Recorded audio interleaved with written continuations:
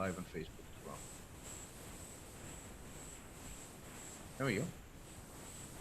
Cool. You all look good on Facebook. Okay, we're going to wait until 48 seconds until it winds down, and then we'll start. We'll see who else joins. Should have at least 2 other people, 3 other people joining. You guys get all right, here the Facebook followers are starting. YouTube, we've got a few people. Jonathan, you're supposed to be here on Zoom. What's up?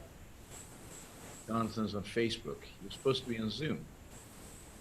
All right, YouTube numbers are increasing. Your show will go live in 5 seconds. 4, 3, 2, 1. Blog Talk Radio.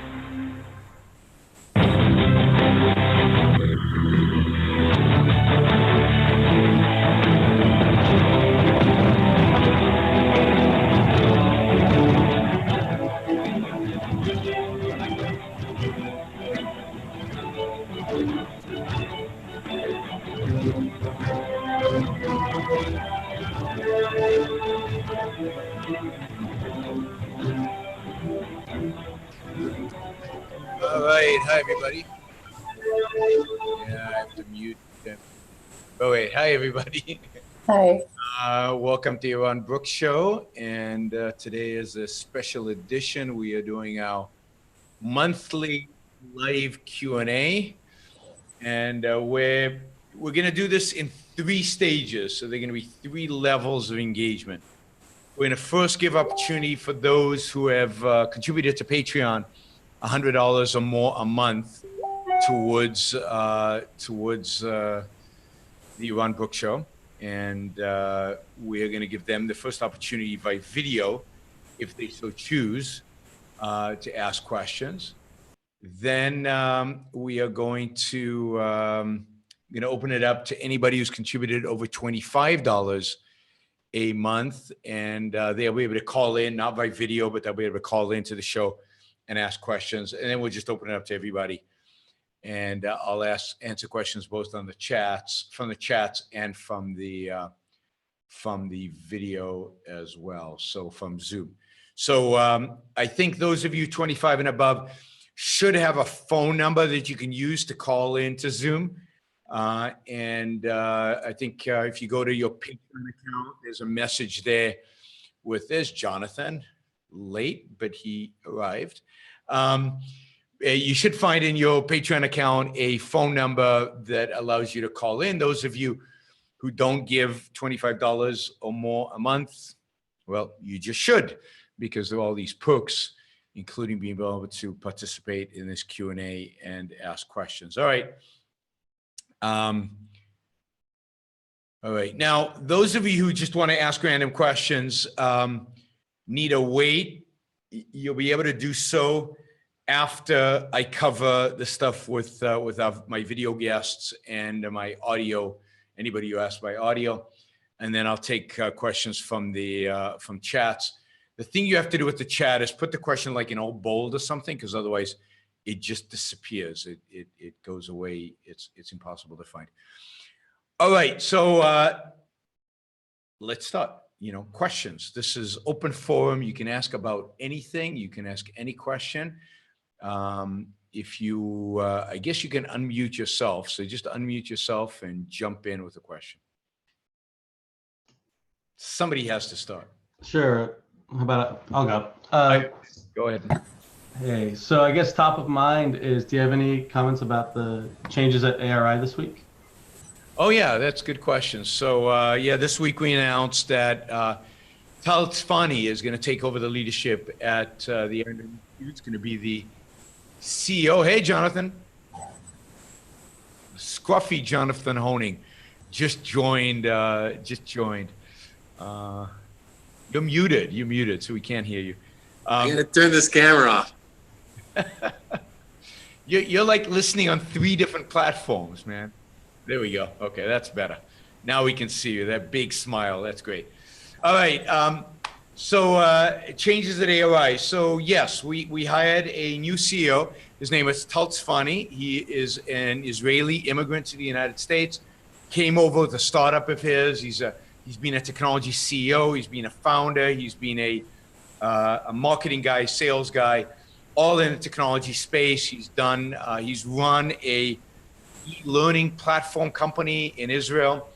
So for the longest time, what I've been looking for in a CEO at the Aron Institute is not just somebody who's a committed objectivist, but somebody who can also bring real business skills, and particularly, technology skills. I'm a big believer that we've got to use the web to leverage everything we have to the globe, to the world, and that we're too small and too insignificant in a sense of size to have an impact just by the sheer size of what we do.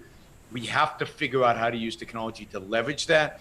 Tal is the perfect CEO to make that happen because, first of all, he's an experienced CEO, he's an experienced executive, but he's an experienced executive in the technology field, in a field that is, I think, vital to the future of the Institute. So I'm really excited. I've known Tal for several years. We've been having this discussion about his interest in potentially taking this job for about 2 years on and off. And finally, kind of all the stars aligned. He was ready. We were ready. Jim Brown, who from the beginning was meant to be an interim CEO. He's 70 years old. He'll turn 70 this year. His plan was to do it for a year to 3 years. And in my mind, it was he'll do it until Tal is ready. And Tal is ready now, so we'll do the transition sometime between now and Okan, or just after Okan, somewhere around that time. Okay, good. Jennifer, you had a question? Yeah. Well, what do you think of Walter E. Williams? Of Walter Williams? Yeah. I generally have a huge amount of respect for Walter Williams. Walter Williams is an economist. He teaches or has taught at George Mason University. He's an African American. He's probably in his 80s now. Yeah. He is a very passionate defender of freedom and liberty. On economics, he's excellent. He is I'd say a typical libertarian in the sense that I think his understanding of philosophy is marginal. I think his understanding of Ayn Rand is marginal. He's a fan, but he doesn't take a philosophy too seriously, which I think is incredibly unfortunate. I only met him personally once, but yeah, he's a hero. I mean, he really has advanced the ideas of free market over the last 50 years. He's been one of the leading lights in advancing those ideas. He's an excellent professor. He's excellent. So I would definitely follow his work, particularly in economics. I think when it comes to philosophy, like most economists, he often doesn't know what he's talking about. All right, I see Zachary has his hand up. All right, go ahead, Zachary. Hi, can you hear me okay? Yeah, can hear you perfectly. Great. So I guess my question is in line with what you mentioned about the new ARI CEO. Yep. Has ARI, and I apologize if this has been answered already, has ARI done any use of data mining and business intelligence and things like that to figure out based on who's liking ARI, who's liking different things on YouTube and these different social media platforms, how to spread be more productive in spreading the ideas? No, I mean, I'd say no, really, not in the sense that you mean it in the kind of deep data analysis type thing. I think there are two things going on here. One is the whole social media thing is relatively new, and then of course the whole business intelligence data mining at that extent is relatively new. And we're not at the cutting edge. We can't afford the cutting edge. We can't afford people. I mean, this is the beauty of getting tall is we can't typically afford the kind of technology expertise that is required to do that kind of stuff. The only way to do it is to outsource it. And even that is expensive and difficult to do. I think Tal will be able to muster both the resources, and of course, part of the issue is to know to know what questions you can ask and what questions you can't ask, and then to know how to go about finding the answers. And I consider myself, from my generation, pretty technology savvy, but for your generation, I'm a complete ignoramus. So it really does require somebody younger and somebody coming from that world. So the quick answer is no. We've done some limited stuff, but we haven't done the kind of sophisticated analysis I think you're referring to. Okay, thanks. Sure. Jonathan, was that a hand? You have to unmute yourself. Let me unmute you. I unmuted you. You're good. Hi, Yaron. Couple. First of all, I just wanted to quickly thank you for your work, not only in what you're doing now, which is just pumping out an unbelievable amount of very valuable material, but the same of what you have done basically in the last, I don't know, is it 18 years? Every time something comes up as part of the discussion, there's material that you have produced that is very valuable for me to review and for me to share with others. And that was not part of the Objectivist corpus, really, by any means, in such a thorough way. So just wanted to thank you for that, because so much of what you did 7, 8, 9 years ago in early social media, etc., YouTube and stuff, Ask Your Own, those projects are really, really still useful now. So thank you. Well, I really appreciate that. Thank you, Jonathan. Appreciate that. On the economic kind of bent, I wanted to ask you about inflation. I remember seeing a film kind of glorifying inflation from the 1940s. Yeah. And I hear a lot now about the need for rising incomes. Yep. And I heard the president mention something about how it's going to be good because you're going to be earning more on your money pretty soon. And I wanted to know if you could kind of maybe connect those dots of how inflation might be coming up, not asking for an economic prediction as much as a political prediction. Sure. So I mean, I think there's a lot of confusion first about what inflation means, which is useful to really think through. And I even find it confusing because so inflation, according to Mises, like the Austrian school, is really an increase in the money supply. It's an increase in the quantity of money out there. It's not even an increase in prices, because I think the increases in prices are far more complex than CPI or other things even measure. So inflation, according to the Austrians, is just the printing of money. And think of all the, quantitative easing that was done. You can think of all of that really as inflation. They pump money into the economy. Now, it didn't manifest itself in prices going up, not uniformly. I would argue it manifested itself in prices going up some places, but not others, in maybe the creation of bubbles. But, so first I think we have to get the idea that anytime they print money, that is, at least the way that Austrian thinks about the world, is inflation. And what it's doing is it's distorting prices. It's distorting prices. And the problem when we think about price inflation, when we talk about the CPI or the PPI or any of the measures, the common measures of inflation, is they don't actually capture the distortion of prices. They basically capture the rise or decline of the prices of a particular basket of goods at a particular point in time that might or might not have any relevance for actual economics or for any of our lives. So in many respects, I believe that, and I've been thinking about this a lot because, I'm trying to grapple with this idea, and this is off of exactly your topic, but we'll get back to what you asked, Jonathan. I'm trying to grapple with this idea that things today, many things today, are hugely cheaper than they were 40 years ago. And I've seen a presentation by, I think it was Don Boudreau. He does this where he takes the Sears catalog from the 1970s and he takes Amazon and he puts up a washing machine and he puts up a washing machine.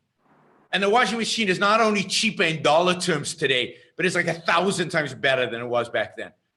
And then of course we have things like computers and cell phones and that we didn't even have, we didn't know we wanted. It wasn't part of any basket of goods in the 1970s. So in many respects, we're buying higher quality, higher value things today with our dollars. And to try to say, this is what the dollar can buy today versus this is what the dollar can buy in the 70s is somewhat meaningless, because we can buy so many things today that weren't even available in the 1970s. It's like it strips out the whole human thought element of progress. Yeah, the whole progress is stripped out. The whole advantages of not productivity, but yes, productivity if you think of productivity in terms of widgets, but not productivity if you think of productivity in terms of new products and dramatically enhanced products. It strips out all of that. So if somebody asked me what's price inflation been over the last 30 years, 40 years, I just don't know. And I don't know how to make it meaningful, right? And I don't, so in so many respects, our lives are so much better today. I'm actually, I'll let you know, you guys will be the first to know this, but I'm doing a talk at Ocon this coming year in July in Newport Beach. So all of you should come. It's going to be terrific. And I'm giving a talk on being a rational optimist. And part of this is coming out of my reading of Steven Pinker's new book, Enlightenment Now. And Pinker just documents in a dramatic way how, at least on a global sense, but I think this is also true in America, how much better life is today than it was 30, 40 years ago. In all the different, materially. Well, we can talk about other stuff materially. So how do we do that? So then comes somebody like the Federal Reserve and the president, and they say, we have determined by some act of voodoo economics, by some equation, by some algorithm, that the economy would do best if inflation, price inflation of this particular basket of goods right now at this point in time would grow at 2%. Now, that is meaningless. It is stupid. It just is devoid of any content. What does that mean? It means you're going to increase the money supply? Maybe, maybe not. Does it mean that this basket of goods really reflects the quality and standard of living of Americans? Maybe, maybe not. Nobody knows. Nobody literally knows. What if somebody innovates something next year that is so amazing that it skews the whole basket of goods? Because we can, for example, just to take something unpopular right now, think about the amount of time we spend on Facebook, right? How much does Facebook cost? Zero. Yeah, zero. So, but it's a huge component in the basket of our consumption because we consume a lot of Facebook. But that's not in the CPI. It can't be in the CPI. They wouldn't know what to do with it in the CPI. But if you think of life as time, and how much time do we spend in order to buy a bread? How much time do we spend in order to buy a TV? And then the value that represents. Well, what is the value Facebook represents for us? And how much time do we spend with it? And yet we spend actually zero time working in order to achieve it. I mean, that's massively deflationary, but that's a meaningless term in this context. So I think it's all meaningless. So yeah, so they're going to target some basket of goods at 2%. I don't know what impact that's going to have. Probably negative because they're targeting the wrong thing and it's meaningless. I don't know what it certainly doesn't reflect anything with regard to the labor of Americans. I mean, wages should go up, not because inflation's going up, inflation, again, not knowing exactly what that means, but because the productivity is going up. That is the healthy way in which wages go up. And I think with corporate tax cuts, wages are going to go up because that's what happens when you cut corporate taxes. Wages go up and goods go down. That's another thing, that they're targeting this 2% inflation, but they've just cut corporate taxes, which actually is going to put pressure on prices to come down, which is going to be offset by their attempt to raise prices. They're going to overreact if they really want a 2% inflation and they're going to print too much money. It just this is the problem with central planning. You can't do it. It's impossible. And it's stupid. And it doesn't make any sense. And you're focusing on a target that doesn't exist because CPI is meaningless. So that whole perspective on the world is wrong and distorted. And I think ultimately economically harmful and disastrous in really complex ways that I don't think the Fed can even consider. But it's inevitable because that's what happens when you have central planning. So I don't know if I answered your question, Jonathan. No. Can I actually ask one more quickly on a totally different topic? Sure. Dr. Peikoff had a Q&A about sex and relationships that I recently I really enjoyed. I'd heard it before, but I went back and listened to it. He said something to the effect of how people who have bad bodies should cover them up. They shouldn't display them. They should put them out there, and that, it was in the context of pornography, I think, and kind of the celebration of. He was very insistent on good bodies, and it was. I was a little bit. I don't know, because I've seen a lot of I don't know. I wanted to know what you thought about that in terms of. I think it was in the. You might remember the comment. I think it was in the context of nude beaches, which Leonard has been to and has, I think, participated in, and I think it was in the context of that. And I have to say, I sympathize with Leonard in that context. That is, look, there is an aesthetic element to life. And there just is. And it's not, it might not be your fault, the body you have, but there is a certain element of the aesthetics of the way somebody looks. The human form. The human form. And, on the beach, I guess the bottom line is, I think some people, in public, right? If you go to the beach and you're in a private beach, who cares? But if you're on a nude public beach, then I don't know. It seems like, there should be some respect for that aesthetic. It's a great talk. Thank you very much. One of my favorites, and it actually was a talk I organized. It was at an event we put on in, the late 70s. I can't remember exactly, 78, 79, something like that. And it was a Valentine's Day weekend. And we did a conference at a really nice resort in outside of Phoenix, Arizona.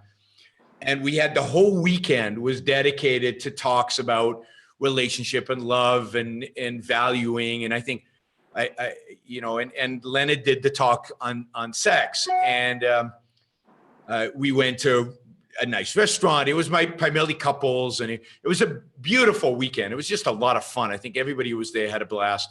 And we went to nice restaurants, and we did little tours. We went to Frank Lloyd, the Taliesin West, which is Frank Lloyd Wright's studio outside of Phoenix.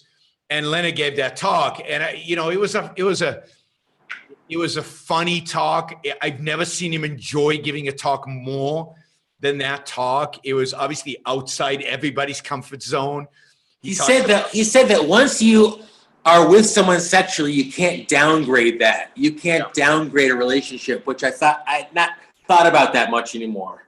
Yeah, and or at all. Partially you need to think about it. So it's Leonard Peikoff talking about issues that are more psychological than philosophical. So, but yeah, he talks a lot. He talks about threesomes. He talks about what he called bourgeois S&M. Or light S&M. Garden variety or something. Middle America S&M. He talked about sexual positions. He talked about all kinds of things, and he was having a blast, and everybody in the audience was having fun. I think everybody was blushing except Leonard. And I think at some point he said something like, he was talking about threesomes, and he said something about, I don't know what Ayn Rand would say about this. And Amy, who was in the audience, yelled out, "She would slap you." And and Leonard said, "Yeah, probably true." So it was just a fun. We were all having a good time, and it was a great event. Recommended. Yeah, highly recommended. But But yes, anybody else on the video? Yeah, I'll say something. I just want to repeat what Jonathan said. How thankful I am for your work, and it's just a bargain for me, really, to support you. Thank you. And I think it's so fascinating. You go out into the world, all over the world, and then you come back and sort of just report on it. It's really interesting for me. So that's great. That's great. I really appreciate that. It's great to hear, and that it's valued. And so one of the things we're going to do is, I think some of you who are $25 a month supporters got a phone number that you could call in. So feel free to call in. I can mute you and then take your calls whenever you want while we're still talking. But so let me just tell you, I just did an event with Dave Rubin on 2 days ago. I don't know what day it's today, Tuesday, in Orlando. And so Dave is terrific. I'm a huge Dave Rubin fan. And I said so. When you see the video, I talk about Dave a little bit in the video. And it was great. We had over 200 people in Orlando at the University of Central Florida. It was just Dave and me up there chatting.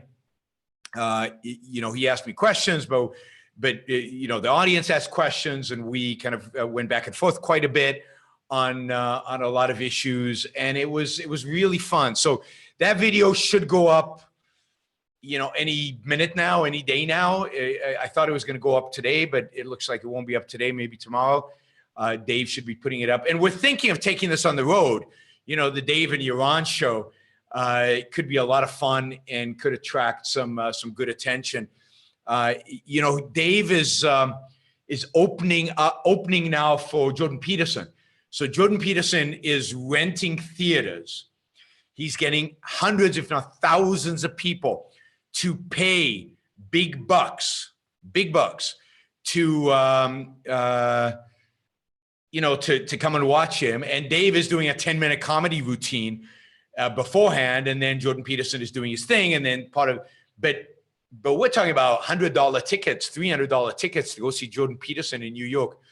So I don't think we can quite do that, but who knows? Maybe we can charge $20 or $50, and some of you would come and see it. So if there's interest in seeing Dave Rubin and me on the road, let me know. I mean, part of it is if we charge money, would you pay? And second, the alternative to that is just to raise money so we could do it. Unfortunately, Dave is expensive and I'm getting more expensive. We're both expensive. So Dave's more expensive, but it's expensive to do. We also talked about the possibility of doing a Ben Shapiro debate, and it's going to happen. It's just everybody wants to do it. And it really is a question of just getting it done, and we will get it done. So and raising the money for it, because some of it is definitely financial. So it's going to get done. All right. Any other questions? I also did a talk that afternoon, a lunchtime talk for businessmen in Jacksonville, Florida, and that was really cool. There were about 50 people who've never heard anything like me speak, and you could see their jaws drop to the ground. And but it was great. I mean, a great response. A number of them had read Atlas Shrugged. I think it reminded them of that. They got into the spirit of it, and it was a really, really good discussion. So if you have venues out there that you'd like me to come and speak at, let me know, and we can do it. All right. Anybody here who wants to ask a question? Jennifer, Upton, Jonathan, Zachary? Yeah, just one more quick question. Yep. How are book sales of Atlas Shrugged and The Fountainhead doing these days? So Curious. I haven't seen final numbers on 2017. I'll try to get those. That's a good question. I'll try to get those so I can update you. The first half of 17 looked good in terms of an uptick, although 16 was a pretty bad year. So 2009 they peaked, and then they were really high. They were really high in 2009. Then they dropped, but they stayed really high in historical terms through 13. And then 14, 15, 16, they really came down quite a bit. And then it looked like 17, they were starting to come back up. So we're talking about Atlas Shrugged did about 100,000, down from 500,000 in 09. So that big of a drop. But of course, before 09, it was also at about 100,000. So they're back to historical levels. They're not below, what the history suggests. Yeah, Jonathan. About the Amazon, Target, Amazon with the president. Oh my God. Where do you even start? Amazon, the most American company of all American companies, the company that has changed the world. This is part of how my discussion before of inflation. How do you measure the benefit you get from one click? The time that you save from the one-click phenomena, the fact that all your goods are in one place and you can quickly, easily shop. You never have to leave your home. What about the time you save in terms of not driving to the mall or not driving to the store? It's just mind-boggling how much better our lives are today than they were because of companies like Amazon. And of course, they have a deal with the post office, a deal the post office signed because the post office is desperate for business. And without Amazon's business, it would probably shut down and go away. Now, are they getting a really good deal? Yeah, but the solution to that is privatize the post office and create real competition in mail delivery and in package delivery. And then Amazon will probably start its own delivery business because I think that's where they're heading. I think the real competition to the post office and to UPS and to FedEx is going to be Amazon delivery. And, so the president there are no other problems in the world. We're overregulated. He just signed a $1.3 trillion omnibus bill. So this is a bill of all the spending above and beyond the spending that we've already approved. So we've got a budget of over $4 trillion. It's growing at a faster than at any time, certainly under Obama, except for Obama's first year. After that, spending actually shrunk. Now it's going back up to levels not seen since the middle of Obama. And this is what he's got to do. He has to take the time to bash Amazon and to tell them he's coming after them. And now add to that, the part of the really scary aspect of this is the fact that part of the reason he hates Amazon is because Jeff Bezos owns the Washington Post, and he hates the Washington Post. So he's going after Amazon in an effort to silence the Washington Post. I think that's the real reason. I think as a real estate developer, let me say this. I think Donald Trump has the economic understanding of a 3-year-old. It's a zero-sum world. And I think he really believes Amazon is taking out of business mom and pop stores and is destroying retail business in America. And I think at that, the tariffs are the example of exactly the same thing, of this 3-year-old understanding of economics. So there's an element of that. But I think you're right. I think that the real thing underneath it is that Jeff Bezos has pissed him off. And think about that. The president of the United States is taking personal grudges against people and using the vehicle of government to go after them. And second, even worse than that, is he's using the vehicle of antitrust and things like that to go after people because they publish a newspaper that he doesn't like. And that is the end of free speech. That is incredibly destructive. Now, he's already done this. This is a story that's been buried, but he's already done this. The AT&T Time Warner merger, which nobody who understands antitrust, it's impossible to understand antitrust because it's so ridiculous, but nobody understands antitrust thinks that merger is bad. Has any problems in it. It's that kind of merger has not been prosecuted in 40 years. Suddenly that merger has been stopped. And the rumors are because Trump hates CNN and Time Warner owns CNN and the government wants CNN to be spun off. Now somebody says, you got to stop hating Trump just because you're an immigrant. Now let me put this clear. Who This says is not- that? Nothing I said is about hating Trump. I mean, I challenge you to come up with a different explanation for what Donald Trump, not me saying Donald Trump, but Donald Trump said about Amazon. Challenge you to come up. Somebody just put. Let me mute you guys. All right. Let's talk about the actual details. Here's another one. Trump is great. What? Why is he great? Give me one example of him being great. Right? Give me one example. Give me one example of why you should go after Amazon. Why single out Amazon, but why you should go after anybody in terms of antitrust, given the huge technological progress. So Trump is wrong on Amazon. Good. But he's wrong about trade. Oh, I think maybe you'll agree with that one as well. He's wrong about government spending. Maybe you'll agree about that as well. He's wrong about, if I made a list, he's wrong about 95% of the issues, right? So you say he's right about 95% of the issues. I'd like to see a list of things Donald Trump is actually right about. Again, from the comments on, I can't hear you, Jonathan, because you're muted. Go ahead. It's just Trump is primacy of consciousness. Yeah. If he thinks and believes it to be true, it is. It's not primacy of existence. The basics are the problem with this guy. Yeah. It's primacy of existence. It's complete subjectivism. It's complete emotionalism. And he's wrong. He's wrong on most of what he stands for. But worse than that, he is the president of the United States. And by acting like a child, he is demeaning the presidency and setting us up for people much, much worse than him. And it's not about me being emotional about Trump, and it's not about me being an immigrant. It's about the facts. I mean, I again challenge anybody to bring me facts, not to actually say, not just to ad hominem attack me, not to say he's right about 95%, but fact. He's wrong about, Trump was wrong about ISIS.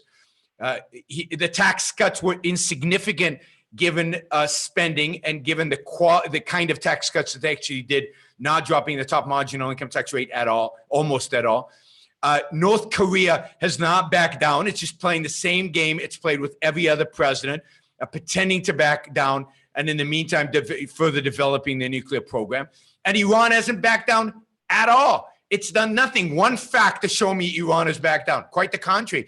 Iran is, if you read intelligence reports, Iran is more aggressively developing their programs than ever before because they, so he hasn't cut 22 regulations for every new regulation.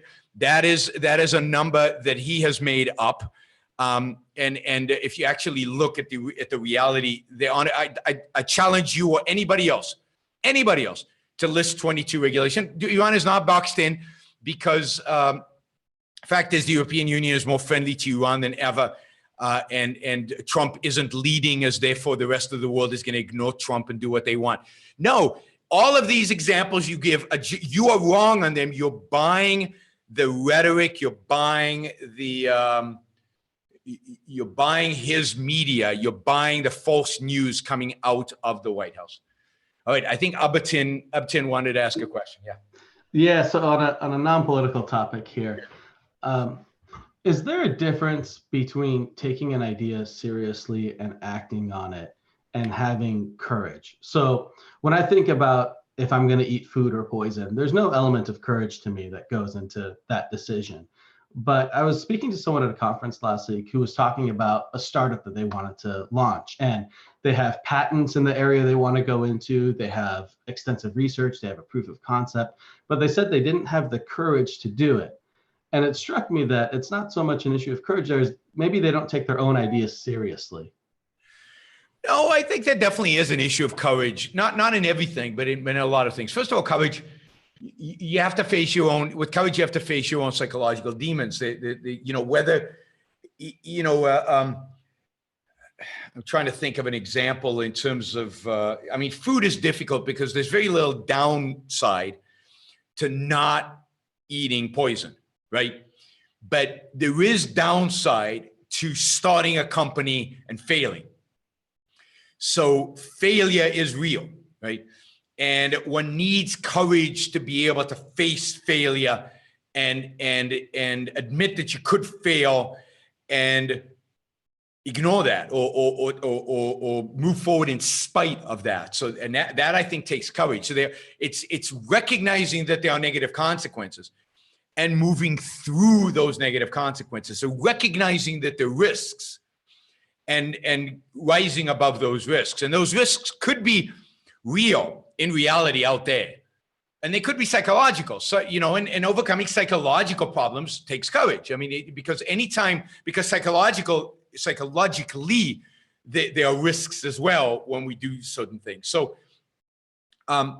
so taking your ideas seriously and acting upon it is integrity. It is a virtue to do so. And it requires courage. And I think that's why courage is a virtue. It's a subsidiary virtue to integrity.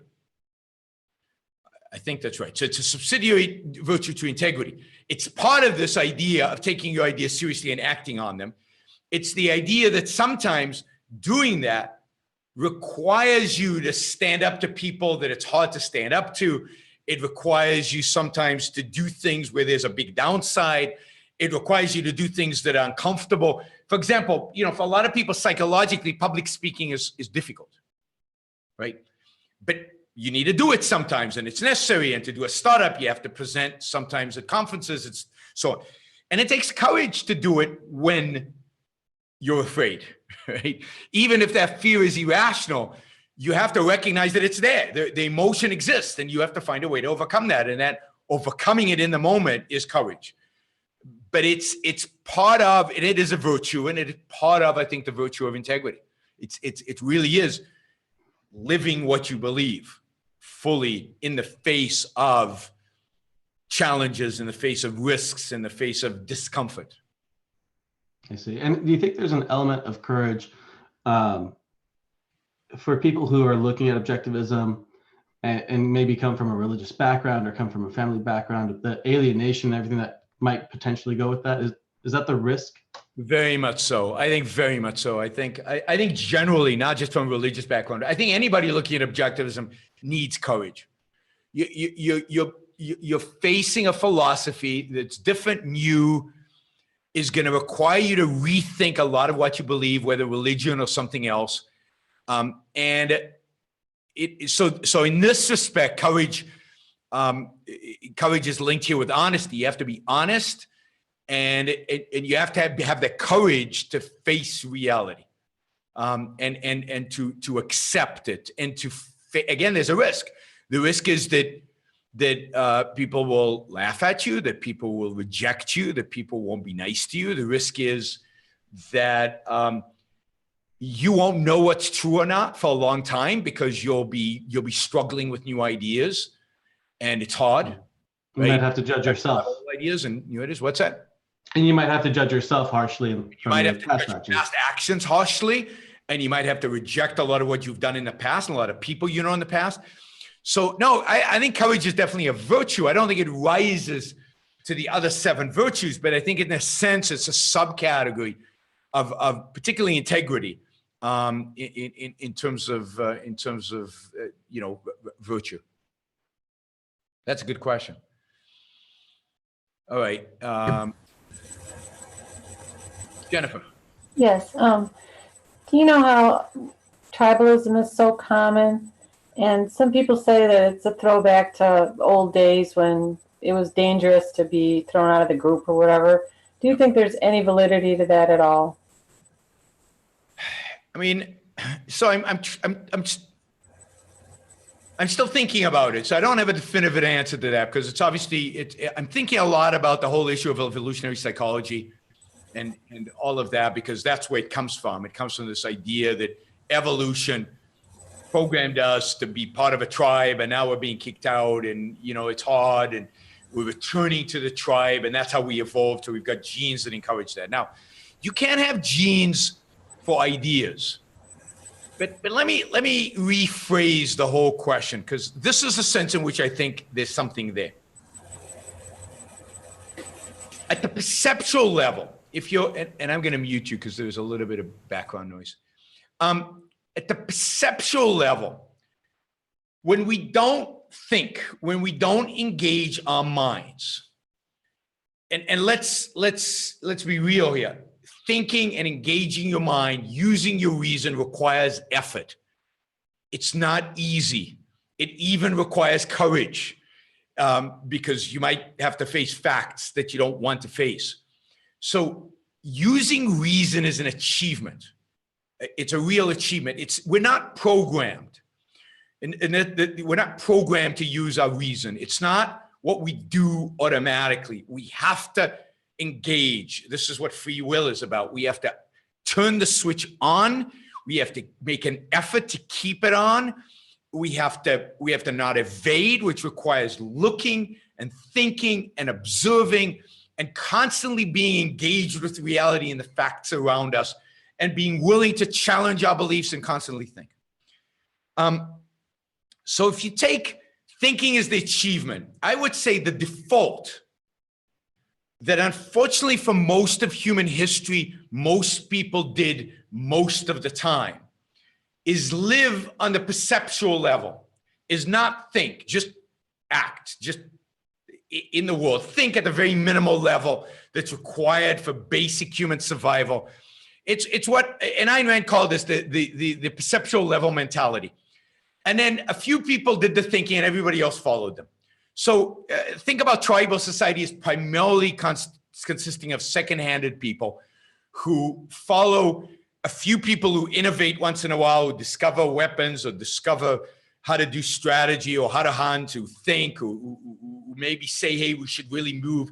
There's more fertile ground over there. And everybody just does what they're told, not because we're programmed to do that, but because we're not making the effort to rise above that. We're not engaging fully a rational capacity. I'd say only 2 eras in human history have really got people to really engage intellectually, their reasoning. And it's Greece, where I think there was a high percentage of independent thinkers and individualists, and Socrates is going around and asking you questions for the purpose of what? To get you thinking abstractly about ideas that people had never thought about for tens of thousands of years. People didn't think about these things. They were just, they weren't engaging their mental capacities. And then during the Enlightenment, when again, I think the scientific revolution with Newton and everybody else, and then the philosophical revolution of the Enlightenment really got people to think and gave them the sanction to think and said, your thinking is valid, and you should value your own mind and you should value your own thinking. And it's no accident that reason and individualism are always connected. That's the Enlightenment and that's Greece. You get any era that values reason, values the individual, because only the individual can reason. So I think when people stop thinking, which I think is what is happening in the world around us, then they revert to the preconceptual mentality, the perceptual mentality. And that mentality is one of emotionalism and obedience and following. And they revert to the tribe, because when you can't count in your own mind and you don't value your own mind and you don't engage your own mind, if you're dependent on your emotions, you have no self-esteem, and you have no ability to actually survive out there in the world. So you look for a group that will tell you what to do and how to do it, and what opinions to have, and how to act and how to behave and so on. You don't think for yourself, so you revert to that. It's not that it's programmed in us, it's that it's the default. Non-thinking are tribalists. People who don't think become tribalists. That's always the case. And if you're thinking, then even if you're wrong, you're not going to be a tribalist, because you're thinking. You've got thoughts. You want to live by. So Socrates or Plato, who were wrong on a lot of the thinking they were doing. Now, they were geniuses, but they were wrong. They weren't tribalists, right? And I would even say somebody like Karl Marx is not a tribalist. He's advocating for collectivism, clearly, right? But he himself was not a tribalist in that sense. It's really when you give up on thinking, And I think that when people describe what they view as what kind of nature's endowed people with genetically, it's all the things that I associated with the perceptual level mentality. It's all the things that I think of people who don't think. It's just the way we are when you take away our reason, when you take away our conceptual ability. We're kind of animals. And as animals, there's certain things that indeed we do, we behave. And now we still have elements of cognition, so it's kind of confusing, but fundamentally, we're animals. And so in that sense, yeah, when, we're reverting backwards to a preconceptual world in which the only way we could conceive of surviving, not the only way for us to survive, the only way we could conceive of surviving was to join a tribe and to be a tribe and to follow the leader. That's where we're heading. But the core is that we're stopping to think. The core is that we're not using our reason. People are giving up on that. I mean, yeah, so that's, I find it funny that people who, my guess is a lot younger than me and a lot of less experience with objectivism and politics and the world and probably know a lot less philosophy than I do, lecture me on YouTube about how, hey, Yaron, you're pretty good. At least you're thinking. It's just when you let your emotions get ahead of you, in the case of Trump, that you're wrong, right? Really? You think you know what I'm doing better than I know? And you think I might be wrong on Trump, but I'm not putting my emotions ahead. And the fact is, I'm listing facts. But this idea, I find it fascinating. See, when I was in my 20s, I listened to Leonard Peikoff, and there were things he'd say that I disagreed with. And my response was always, and I'm not comparing myself to Leonard Peikoff, so please don't assume I am. But my response was, it's more an issue of age, was always, I really need to think about that, because Leonard's a pretty smart guy. If he says this, he must have a reason. And maybe he's wrong. It's, it's always possible he's wrong, and I'm likely wrong. But, the idea that I would go on social media and say, oh no, Leonard Peikoff, he's completely wrong. He has he's good in philosophy, but really, it's just presumptuous and ridiculous and funny. You don't agree with me, make an argument, but that's not what social media is built for. Social media is built for, you're wrong, you're an emotionalist. And the fact that I'm passionate, that's the other thing. The fact that I'm passionate is what I think is the reason you guys listen, because it makes it interesting. Doesn't make me an emotionalist. I get passionate about Donald Trump because I have conviction about Donald Trump, but I also get passionate about reason, and I get passionate about capitalism, and I get passionate about Amazon because I love Amazon, and I get passionate about a lot of things because I'm committed to a lot of things. So anyway, whether I'm right or wrong about Trump is not the issue. It's the level of the way in which you guys criticize me, which is ridiculous and absurd. Sorry, Jennifer. I hope I answered the question. I think I did. Yes, you did. Thank you. Sure. All right. I've got Zachary, I think, has his hand up. I don't know if that's still the hand you had before. No, that's a new hand. New hand. Okay. Good. Cool. So I was, I think a while ago you were talking about Rand Paul, or maybe it was Ron Paul, and you said something like, Ayn Rand, in a sense, her introduction into the culture, in a sense, makes him possible. And I'm curious if if that's true for these intellectuals like Ben Shapiro and Jordan Peterson. Are they, in effect, sort of and the more broad question is, how does, this is sort of maybe a history question, how do new ideas get introduced and become dominant in a culture? Are they first implicit or is it explicit right away? They're almost always implicit first, and then they slowly, and it depends on the ideas, right? So the more radical the idea is, the more implicit it's going to be in first. So if you think about the Enlightenment, certainly it was explicit in the writings of the scientists and the writings of John Locke. But if you'd surveyed people in the middle of the 1700s, what you would have seen is a change in people's attitudes towards certain things like religion and mysticism and the value of science and maybe even the value of personal freedom. But you wouldn't necessarily have seen that they could articulate the case for reason as the source of that, and the case for individual freedom as really coming from the idea that it's individuals who can reason. If they can reason about science, they should be able to reason about what profession they should have or what political leaders they should have. So again, the fundamental philosophical ideas, and there's certainly very few people actually read Locke's second treatise, even though probably a much larger percentage of people read it back then than they do today. So it stays implicit in the culture, and you start seeing it in people's changing attitudes about things at the margin, and then more and more about things in a kind of the mainstream, in the heart of their lives.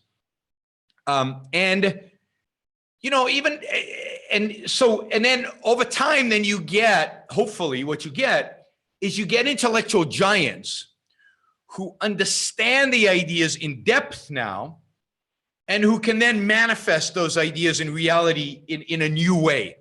Founding fathers. But let's take the founding fathers, and during that era, how many Americans understood what the right to life, liberty, and the pursuit of happiness meant? How many even agreed with it? How many understood why the founders did the separation of powers the way that they did? I mean, how many people today on planet Earth understand that? But even then, when they did it, how many people actually understood it? I think very little.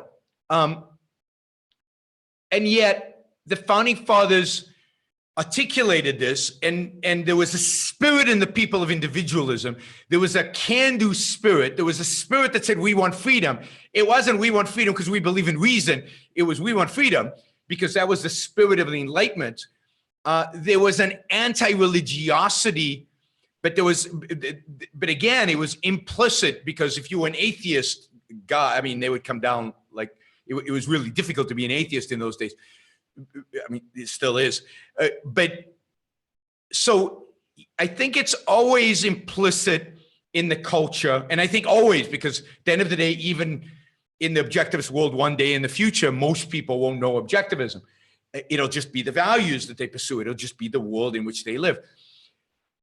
It's the intellectual giants who pick it up and spread it. The same you could say with Kant, right? So would Kant have been as influential if Hegel hadn't taken some of his core ideas and spun his own, and then all the other people, Schopenhauer and everybody else, who ultimately took Kantian philosophy and manifested itself in a variety of ways. But most people who are Kantians, who were Kantians, don't know that they're Kantians and have never known that they're Kantians and couldn't articulate the principle by which they were functioning. Think about the Germans who joined the Nazi Party. They didn't join the Nazi Party because they understood Kant. They joined the Nazi Party because by that point they'd been trained to be emotionalist, unthinking, blind, obedient slaves. And that's, but they'd been trained over generations to be in that situation. And certain existential things brought it to the forefront. So, and for that, read Ominous Parallels by Lyndon Pico. So, does that, okay, somebody's unmuted. Yvonne. Join the meeting. All right, you're muted. There, you're muted. I'll get back to you in a minute. So I think that answers. So no, I think it happens. Now, I would say this: we will know objectivism is really winning. I mean, really winning, on the verge of we're going to take over the world. When the Jordan Petersons and the Ben Shapiros of the world take Ayn Rand seriously and positively and understand her ideas, might disagree with some, but understand her ideas, versus Jordan Peterson and Ben Shapiro's who don't understand the ideas. Whoops. I think we're probably going to be dropping off of Blog Talk Radio, but we will keep going on YouTube and Facebook. I think we only, Angela, we probably only programmed Blog Talk for an hour. Is there any way to go in and change that in the next minute and 15 seconds? I'll leave that to Angela to do. Anyway, so when people of that stature, 60 seconds. both in terms of how smart they are and in terms of their influence, the number of people listening to them in a variety of different fields. So think of Jordan Peterson as psychology, Ben Shapiro is politics, Steven Pinker is psychology, I guess. Sam Harris, maybe philosophy. I don't know what you would call Sam exactly. If you take those kind of big intellectuals right now who garner hundreds of thousands of listens and hundreds of thousands of views and millions of followers, if you take them, and if there was a world in which those people were taking Ayn Rand seriously, understanding her, and engaging with her ideas, 10 that's seconds. where we need to get to, and that's when we will. Right now, we're on the way there, and the way we know we're on the way there is the fact that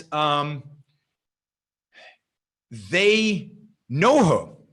They even have some of them have something positive to say about her, or something really negative to say about her, but not one of them, not Sam Harris, Ben Shapiro, Jordan Peterson, Steven Pinker, Robert Reich, Krugman, every intellectual out there on the intellectual spectrum feels the necessity to comment on Ayn Rand.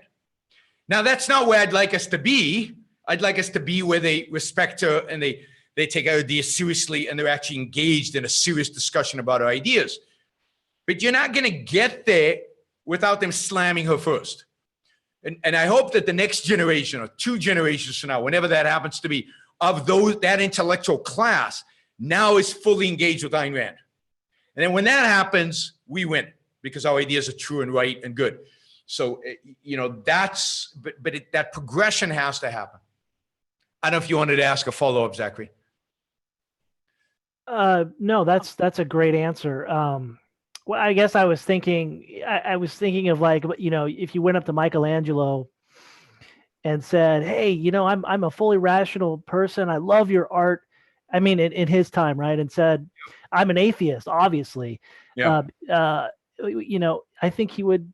He would have been shocked. He would have been upset by that, right? Absolutely. I mean, he was religious, and while he was inspired by the Greeks, again, I don't know how much of that was explicit. I mean, in many ways, Michelangelo's life is tragic because of the time in which he is living and the religious burden. And you can see it in his sculptures. I mean, compare David or even his Pietà to his later sculpture, which is just as magnificent from an aesthetic perspective, but from a sense of life, from a philosophical perspective, completely different. You can see the crushing nature of religion on his life. And, the fact that he was probably gay and that probably, think about the attitudes in that period of time towards that and everything. I mean, imagine Michelangelo who kept the spirit of the David throughout his life. Oh my God, what he would have produced. I mean, it's unimaginable because we've never had a sculptor anyway close to his genius, I think, as Michelangelo was. And think about his painting, and many of his paintings, of course, were religious because he was forced to be religious. And so, yeah, I don't think he would have realized. I don't think he could have even understood what you were talking about. So yes, it's very much implicit. And if you think about it in terms of the strategy of the Institute, my vision for the strategy for the Institute is very much, if you think about it, 2 prongs. One is massive exposure to Ayn Rand ideas. Make Ayn Rand everywhere. Make everybody read her. Have everybody engage with her ideas at whatever level they can. Superficially not. Just get Ayn Rand out there. That's level 1. Level 2, train the next Jordan Peterson. Train the next Steven Pinker. Train really, really high quality intellectuals in a variety of fields who know objectivism inside out, who ultimately one day will be superstars within their field and who now are taking Ayn Rand seriously because they studied her at the OIC and they really understand her. So it's a two-pronged strategy in that sense. One is get it out there as many people as possible, which is mainly my job, right? And then second is train the next generation of me's, but also the next generation of intellectuals who can really engage with the intellectuals in their world. And that's Ankar's job. So, that's kind of my view of what we need. The top of the funnel and the bottom of the funnel are the important stuff. The middle of the funnel, you can train yourselves in many ways, right? You can go read Ayn Rand, you can do all that, but it's the top and the bottom that, in my view, are the most important parts of the funnel. Thanks, Zachary. Somebody called in, and I assume with a question. So those of you who give 25 and above, who you want to call in and ask a question, you can do so now. I think you've got the phone number. I'm not going to announce it here because then anybody could call in. I want to give this a special time for you guys. Call in, and I'll take your call. So I apologize I didn't get to you to taking the call from whoever called in a few minutes ago. But if you call again, I will take your call. Let me see. There was a question on YouTube. Wait, oh, here it is. What role does intuition play in objectivism? So it's a really good question.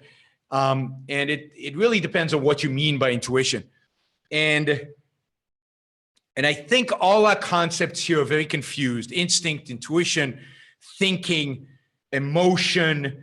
What's the difference between them? How do we know when we are doing the different things? How do we know what it is? Is it an intuition? Is it an emotion? What is an intuition?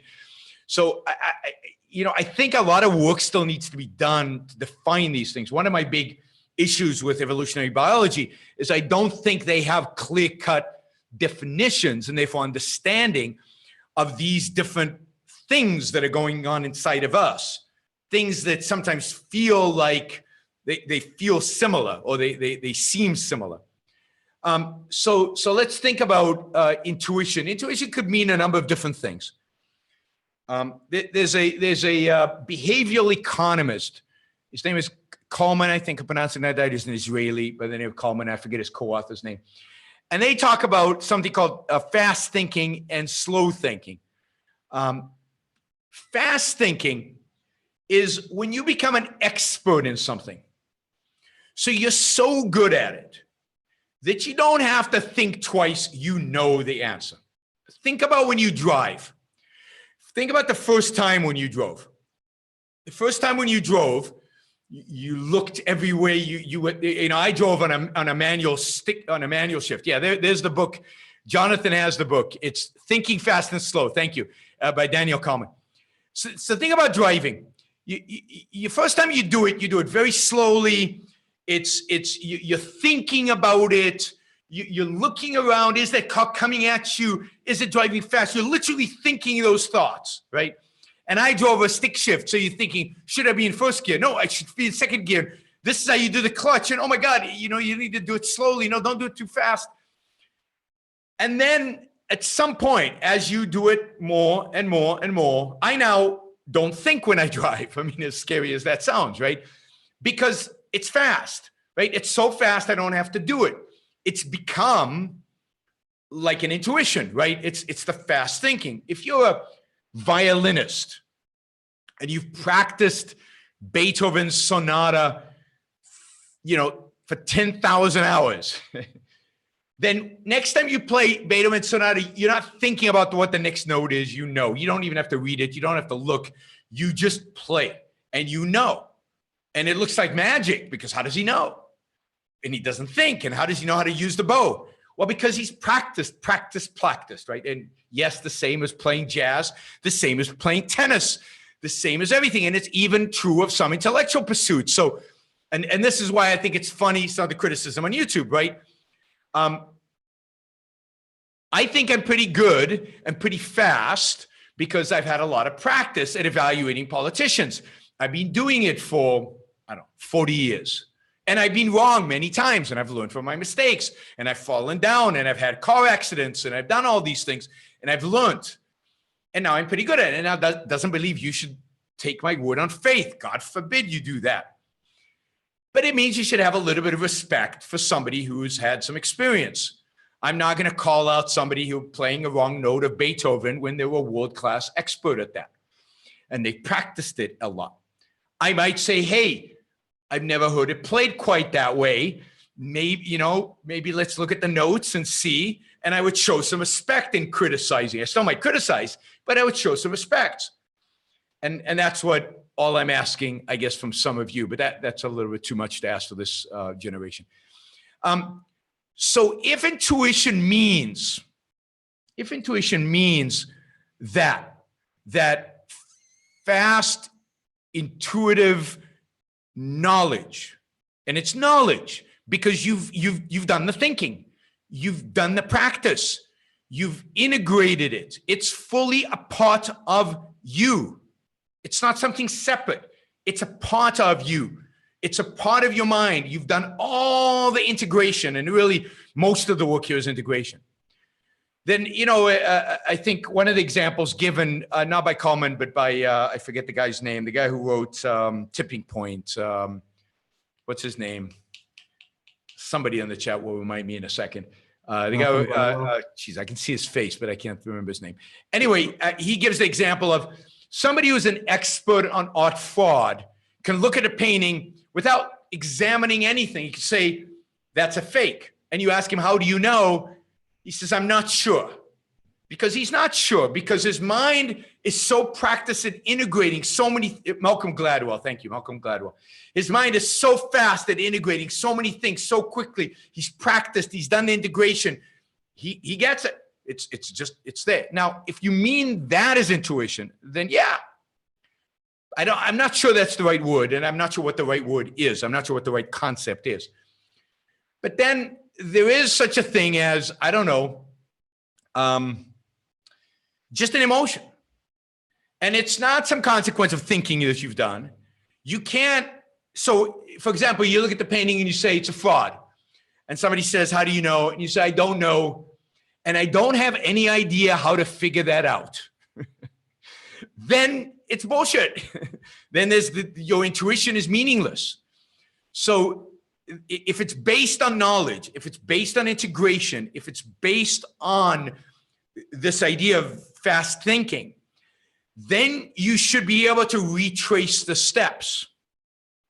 And generally in life, because we're fallible and it's easy to make mistakes, rather than ever act on an intuition, on a fast thinking, if you have the time and you have the ability and you have the motivation and it's important enough, then you should retrace the steps. Okay. Sometimes you meet a person and you say, I don't like this person. Now they could, and I say, I don't know why, but I don't like him. And it could be that you have a lot of experience with people.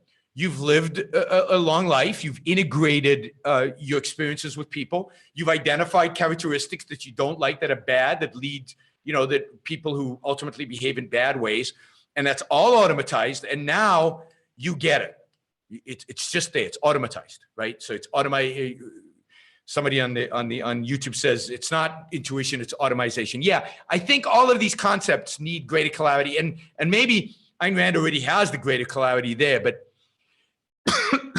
so let's say it could be based on this vast experience you have with human beings, and you're pretty good at it. My wife, for example, is very good at that.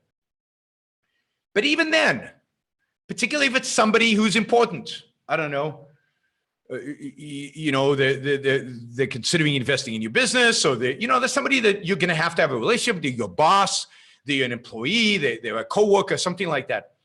It's worth saying, okay, I'm going to put that aside because that's just my immediate response, and I don't know where it comes from. And I'm going to think it through, and I'm going to observe, and I'm going to judge this person slowly, and I'm going to engage my slow thinking. I'm going to engage my reason. I'm going to look for evidence before I fundamentally judge this person, right? Now, it could be that this engagement with this person is meaningless. You're just at a cocktail party, and it's a question of whether you're going to spend 5 minutes with them or 5 minutes with somebody else. And you go, I don't have the time, and I don't really care that much. Therefore, I'm just going to move to somebody else because I don't like this person. And that's it. So it's context, right? The context in which you make that evaluation.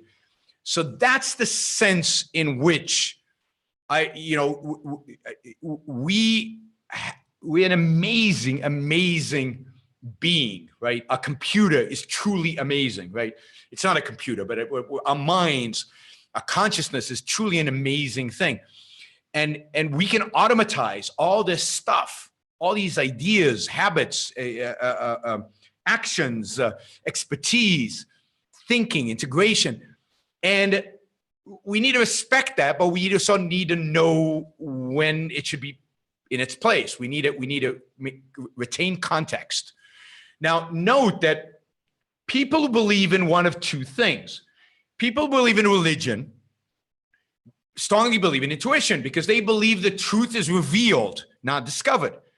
And if it's revealed, then it's all feels like an intuition. It's all an emotion. It just shows up and it's just there, right? So they are very, very inclined towards intuitions. And I don't just mean people who are religiously Christian or something. People who believe that knowledge is somehow mystical, that somehow it's revealed to you. And it's hard to tell with Jordan Peterson, but Jordan Peterson certainly has an element of this, right? He believes truth is out there and it reveals itself to you in some way. Jordan Peterson is being brought up in the chat. The other type of person, and again, this fits Jordan Peterson and many intellectuals today, is the people who believe that evolution acts on human, not just on the way the mind works, but on the content of the mind. So there's certain ideas already in the mind that evolution is embedded in them, right? And again, therefore, the intuition is just that evolutionary truth coming up, right? And that is they are also susceptible to this idea that intuition is that this automation, this instant, this idea that you know something instantly is 100% legit, and that is the standard for truth. But it's not. It's not.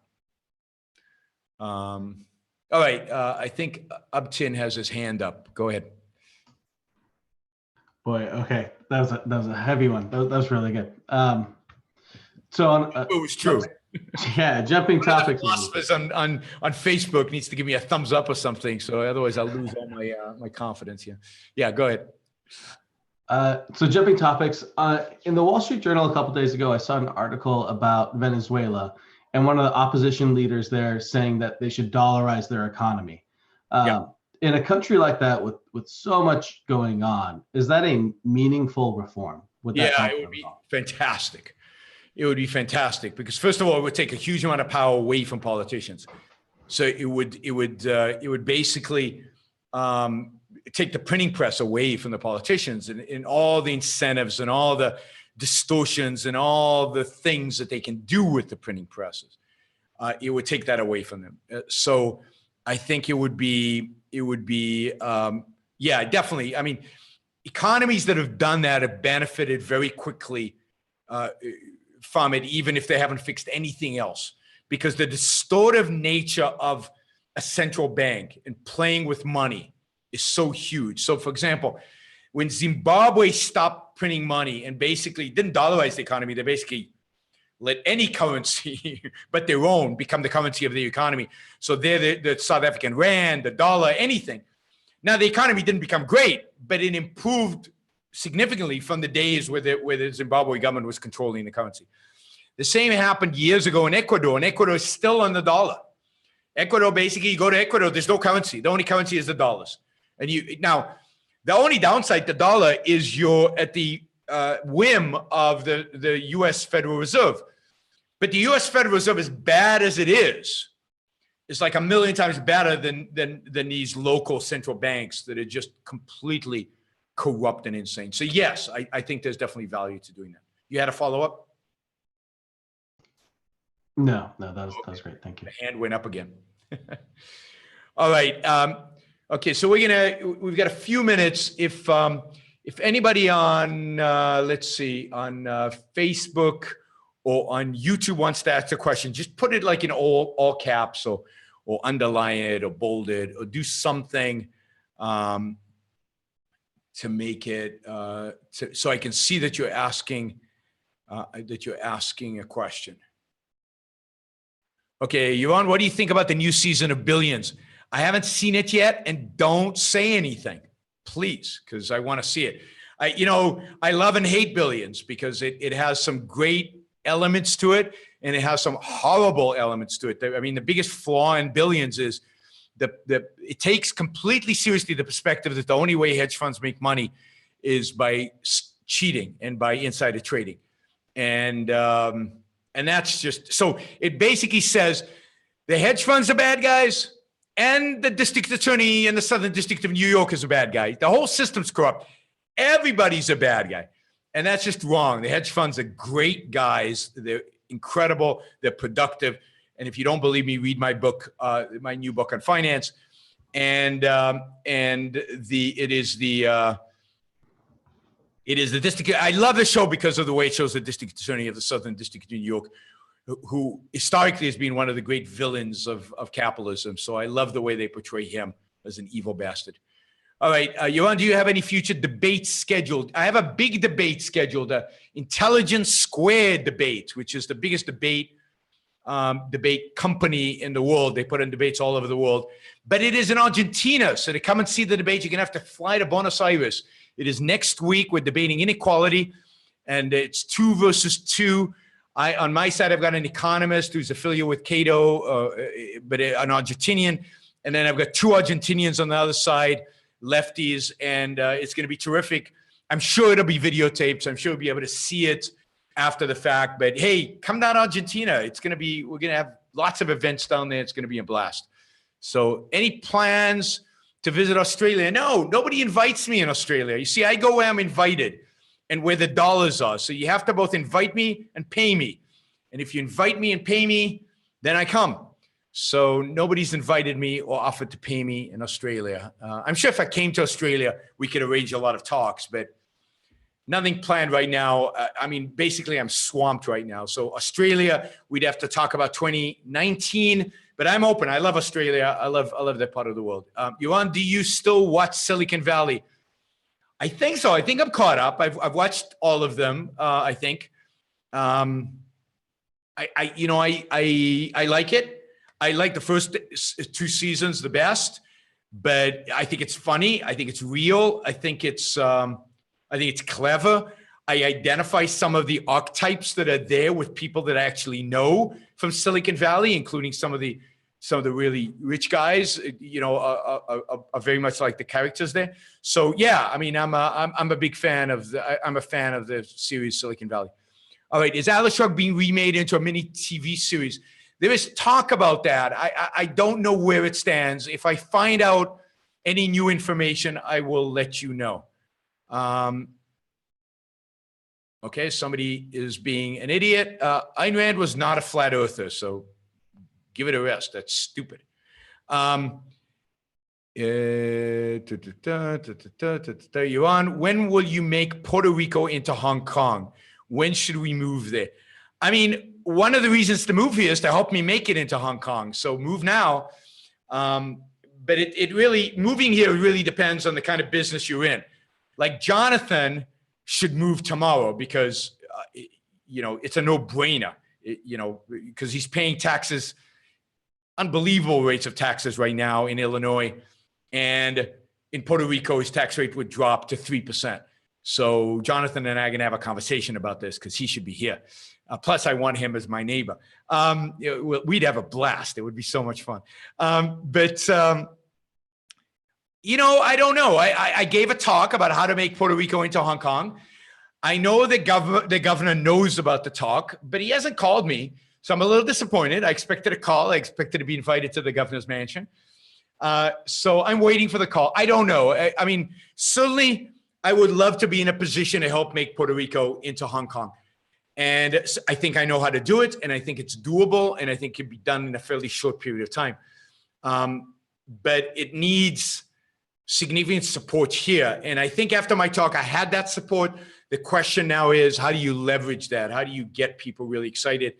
The problem is I'm not in Puerto Rico for long enough to talk to anybody because I'm on the road so much. I've been on the road constantly since I gave the talk, and I'm going on the road on Sunday for 3 weeks, 7 countries. So if you're in Argentina, Brazil, Serbia, Hungary, Ukraine, Georgia, I'll be speaking in your country. So, find out more about it and come to my talk. Come and watch. It should be a lot of fun. Yeah, I don't think Liron is coming to my talk in Argentina. If he is, I'm ignoring him. Views on campaign finance laws. I'm against them. I'm against all of them. There should be no campaign finance laws. The only campaign finance law that should exist is transparency. So a day after you get money as a politician, it should be up on the web. Not a month, not a quarter later. The day after, it should be up on the web, the name of who gave you the money. I believe in complete and utter transparency when it comes to political contributions. All right, let's see. There was a question here on Facebook. Have people lost the ability of generalization, or do they refuse to? They refuse to. Now, there's a sense in which they've lost it, in which you need to train it. Generalization, again, is hard. It requires effort. It requires practice. Not everybody's good at it. You have to practice, just like everything else in life. So to some extent, they've lost it to the extent that they don't practice it. But fundamentally, they refuse to do it. And our educational system discourages it and therefore makes it very hard for them to learn it and then to practice it. So, very, very hard. Let's see. Can an efficient crowdsourcing platform render government eventually obsolete? No, I don't think so. I think you can use crowdfunding, a crowdsourcing platform, to raise money for government, but I don't think it makes government obsolete. I still think you absolutely have to have a monopoly over the use of retaliatory force, which means defining what force is, the objective definitions of what property rights are, and then an agency that applies that. There's a whole lot of law that has to be developed to, what is evidence, what is murder, what is accidental death.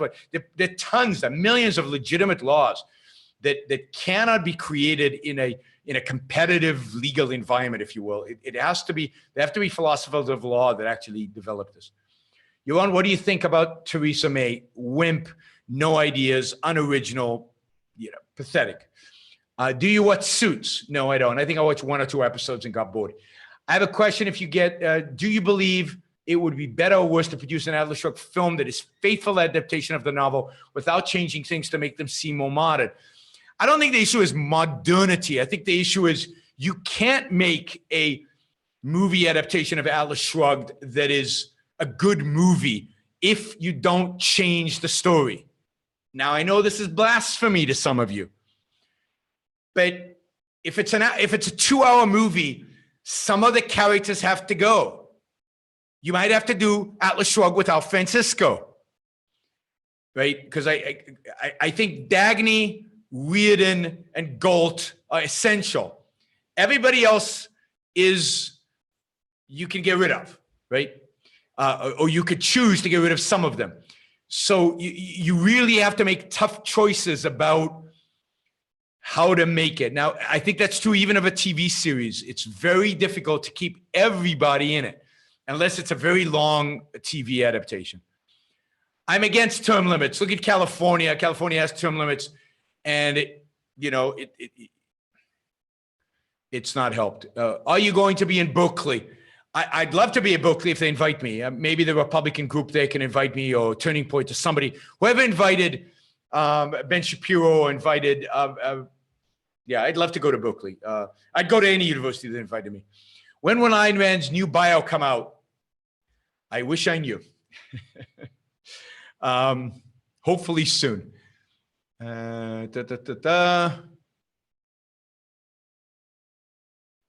Tariff to correct China initiating force against market price. No. So you don't correct an initiation of force by initiating force. And initiating force against your own citizen, which is doubly stupid, right? If China has initiated force against America or against Americans, then ban their products. That's not, you don't tariff them. You would ban their products. I've said this. If China steals IP, ban the products that use that IP. You don't put a tariff on them because that's just a tax on your own people. You just ban them. You eliminate them. But it drives me nuts, this idea that hey, somebody's to stop rape, we have to rape their wives. Something like that. I don't know. No, not even their wives. To stop somebody else from raping over there, I'm going to rape somebody over here. It's so stupid. Sorry, I don't mean you're stupid. I mean the idea is stupid. And the fact that Donald Trump has brought this into the mainstream and into the minds of people who should know better and who used to know better, drives me nuts. Comments on Jordan Peterson's suffering as the means of life premise. I've said a lot about this in the past. I think it's wrong. I think it's really bad. Fortunately, a lot of his advice on how to get out of that, on how to have the right approach to life, to eliminate suffering, is good. Although, again, I think there's a lot of flaws. There's a lot of flaws in that. But yeah, I mean, this is exactly the point, right? Somebody says I'm clueless about the subject of tariffs, right? All right. What do you even do with that, right? So, have you read The Wealth of Nations by Adam Smith? How many books in economics have you read? How long have you lived? How much have you analyzed? I mean, it's just so ridiculous. You can say you disagree, but to call me clueless on economics is, if you were an economist, if it was George Selgin saying that, I would stop and say, ooh, what did I say? I must have screwed up somehow. But you're Seth 917, right? You're nobody. Literally nobody. All right. Somebody asked me a question, so we don't end on that pathetic note. Let me just make this very clear. And you can ask this question from any perspective you want. Tariffs never, ever, ever make economic sense. Nobody who understands economics, economist or not, disagrees with that statement. There is only one economist in the universe who believes that tariffs are good, and that is Peter Navarro, the idiot who advises Trump. There is zero reason to ever have tariffs, ever, on anybody. You either, if it's an enemy, you ban their trade. If they're using force against you, you ban their trade. Tariffs are stupid. And if other people are being stupid, doesn't give you an excuse to be stupid. So it's wow. I mean, this is economics 101. This isn't hard, guys. Really isn't hard. Go learn a little bit of history and what happened under Smoot-Hawley, or what happens whenever you have tariffs. What happened when Reagan put on tariffs, or what Bush put on tariffs, or when anybody put on tariffs. This is not difficult stuff. This is what I think is the worst element of Trump's presidency, is that he has legitimized real stupidity and put it at the forefront as legitimate ideas. Yeah, Jonathan, let me unmute you. You know it doesn't work because it's immoral. You know it's not going to work. You know it's impractical because you know it's immoral. Well, I mean, we do, but even people who don't understand morality, even people who have no idea about objectivist morality, or that the moral is the practical and the practical is the moral, they should know just from simple economics. I mean, Adam Smith didn't know about morality really, and yet he got it. This is not hard stuff. This is really easy stuff. It doesn't take to be an objectivist to know this. And yet, if you're an objectivist, you should really know it, because this is stuff that's, as you said, it's immoral. It's immoral to tax your own people. It's immoral to raise taxes. Always immoral to raise. This is simple. It's immoral to raise taxes. Always. Right? And if it's, I mean, look, even if China backs down, even if everybody backs down, it doesn't legitimize it. It doesn't. So putting a gun to my wife's head and saying, I'm going to shoot her if you do X, doesn't legitimize me putting a gun to her head, even if they all capitulate. I mean, it's absurd. Yeah, go ahead, Upton. What happened here? Because I remember in the 90s, I was a kid, everybody was a free trader. The Democrats, Republicans, this was well understood. Everyone did it. What the hell happened? Tribalism. This is exactly tribalism. This is tribalism in the guise of nationalism. It's always been under the surface, and it's come out. And notice that the only people in the political spectrum who believe in tariffs are Bernie Sanders and Donald Trump, the two tribalists on both supposed extremes of the political map. It's only the tribalists who believe in this. It's always been, who came up with a fair trade idea? Fair trade was invented by the Bernie Sanders wing of the Democratic Party. It is exactly tribalism. Again, you don't defend yourself by putting a gun at the forehead of your own citizens. I would have much more respect for anybody out there who said, you know what, China is a bad guys. We should not buy anything from China. We should have an embargo on China. I'd much more respect to you on that than let's raise tariffs on Americans because we don't like China. That is just nuts. When was the last time I ran a business full time? Now I run two businesses full time, and I run them both full time because I work hard. And if anybody out there wants to match their business success with mine, given the amount of time I've spent on it, I'm quite happy to do that. I'll match my returns with anybody's returns out there in business or in anything. So I mean, you guys are a joke. Not you guys, because it's only a few people. But anyway. Do you happen to know if Ocon will ever make it back to Las Vegas? I doubt it. It's just some people just really dislike Las Vegas. I love it, but some people don't want to go there. So maybe, but I have my doubts. Upton, and then this will be the last question. So on that tariff thing, given the conventional morality, is there a moral argument that they're making in that you should be trading with your fellow tribal members and the government is just helping you? Is that a reasonable justification that they use? Is that what the... Yeah, I mean, it's been around for a long time, the idea of buy American, buy Austin. I remember there used to be a period when I lived in Austin in the early 90s where you had buy Austin, as if buying Austin helped Austin.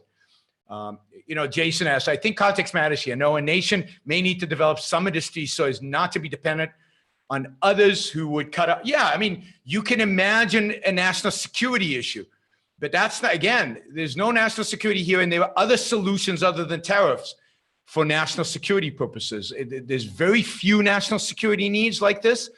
And steel, for example, which is produced primarily by Canada and Mexico and Brazil, all allies of the United States, you don't need to do that. Tariffs exist. They shouldn't. So make them zero. It's easy. Unilateral zero tariffs are the only tariffs that make any sense. I would, for example, for national security reasons, pay steel companies to mothball their plants, so that you could re-engage them in a time of emergency if I believe that was necessary. But I don't believe it's necessary. You could think of other technologies, but again, if a technology is so vital, then, let's set it out and have special rules for it. But that's not $60 billion worth of penalties on China in form of tariffs. That's not a penalty in China. That's a penalty in American consumers. We will pay 60 billion more than we should, which is just absurd. So it's again, even if it somehow works by forcing everybody to negotiate with us or giving in, whatever the hell that means, it's still wrong. It's still wrong. It's just like the only tax that makes sense is zero. The only tariff that makes sense is zero. The difference is that you could actually eliminate tariffs tomorrow without any negative economic consequences and lots of positive economic consequences. You can't do that with taxes because of all the liabilities that you've taken on. Yeah. And shouting that it will work, and shouting just like the masses always do for a dictator, you know, we believe in you, Donald Trump, just doesn't make it right. Doesn't make it right. All right. So go trade, go buy some Chinese stuff. How about that? Go buy some Chinese stuff and definitely buy some stuff on Amazon, because I love Amazon. Amazon is great. You know, support a great business like Amazon. And hey, all right. This, you know, we've done what? We've done an hour, 40 minutes. And thank you all. Thank you guys for supporting me on Patreon. The people who are on video with me are the ones who supported me at $100 or more. There are more. These are just the ones who chose to be here today. Thank you to all the others who support me on Patreon. I really appreciate it. Those of you who don't yet support me on Patreon, there's still an opportunity to do so. So please go on Patreon, support me. There's a lot of work that still needs to be done. If we raise enough money, I could go touring like Jordan Peterson does. You can use Amazon Smile to donate to ARI. Don't forget to donate to ARI and the crucial work that they do that makes my work possible.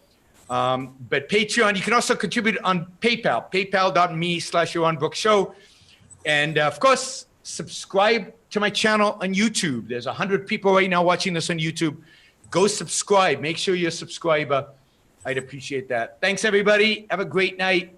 Talk to you soon. Thank you, Yaron. Oh, there's another show tomorrow. Don't forget. Wait, there's a marathon, Yaron Brook Marathon. We're on tomorrow.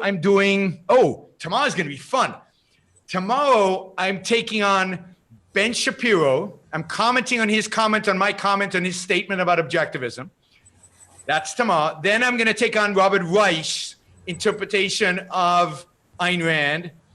And I'm hoping that we have somebody on the line from South Africa to talk about both land confiscation and about the so-called white genocide or whatever they call it in South Africa. So we'll get some facts about what's actually going on in South Africa. That should be really interesting. That's tomorrow. Saturday is Amy. You're on an Amy show. And Sunday, I'm going to cover some topics that you guys who support me on Patreon have voted on. And we'll do that on Sunday. So 4 shows. And then from then on, I'll be doing the shows from Buenos Aires, Porto Alegre, Belgrade, Budapest, Kiev, Tbilisi, and London. Have a good night, everybody. Bye. Good night.